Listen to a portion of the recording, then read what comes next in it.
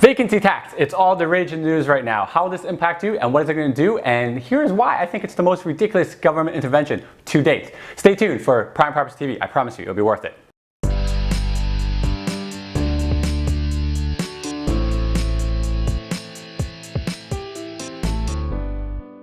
Good day, Toronto. Welcome to another episode of Prime Properties TV. I'm so glad you could join us here. There have been a lot of headlines recently about vacancy tax that the Liberals are trying to implement. But before we get into that, we got some news for you. And by we, I mean Amy and I, found a wedding venue. Whoop, whoop. It's kind of been a challenge, and by challenge, I mean she's been doing most of the research and I've just been driving. But we're going to be taking over Muskoka Cottage Resort for a week so that our family and friends can enjoy the resort. And basically, she just wants to light candles in the water. But it'll be really cool. Check this out. It looks right here. So now, as of late, there have been a lot of people freaking out in the Vancouver real estate market because of the vacancy tax that was passed a few months ago. Now, their deadline was to get a tenant in there in July 2017. As with the last 3 government interventions in the real estate market, Kathleen Wynne seems like she wants to follow Vancouver to win the masses votes right now. So this could probably mean that Toronto is going to see a vacancy tax, or it's probably going to cause some like empty home tax, I think. So what is this tax and why is it going to affect you? Well, let's begin with the fact that it's not been implemented right now and the details are still being finalized. However, if it's anything like Vancouver's, this is what it's going to be. You basically have to have a tenant or occupy the property for more than 6 months of the year. Otherwise, you're subjected to a 1% property tax. And just so you guys know, the current property tax rate right now in Toronto is 0.72%. So this vacancy tax could potentially be higher than your property tax. And depending on the value of your home, it could be quite a lot of money.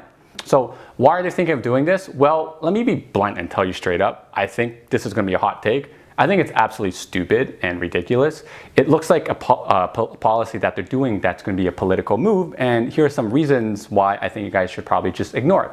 Number one, all the investors I work with who buy investment properties, they buy for cash flow and are always out to rent the property. So this isn't affected. There's no speculation right now. And speculation is basically the politically correct term for foreign buyers buying a property, holding on to it and selling it for profit.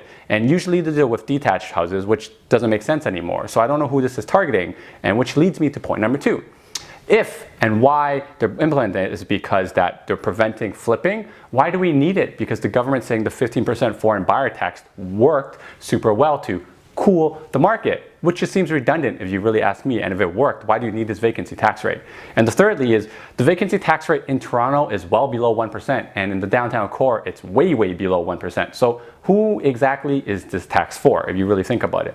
And as usual with most government interventions, they are looking short-term and not long-term. And this could have unintended effects, which I'll talk about shortly after, much like rent control. So a lot of you guys may be thinking, oh my God, Zhen's a capitalist. He's looking out for the people that are wealthy and not thinking about the supply that could come online.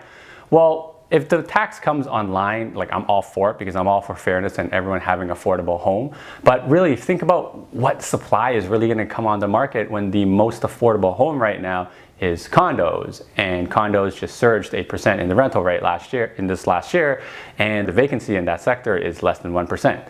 So this makes no sense. The supply that is actually going to be coming online is most likely the detached houses, since those are the properties that foreign buyers flip with if they aren't already on the market for sale, which means that they don't qualify for this vacancy tax. And nobody flips a condo because there isn't money to flip in a condo. So this just makes no sense.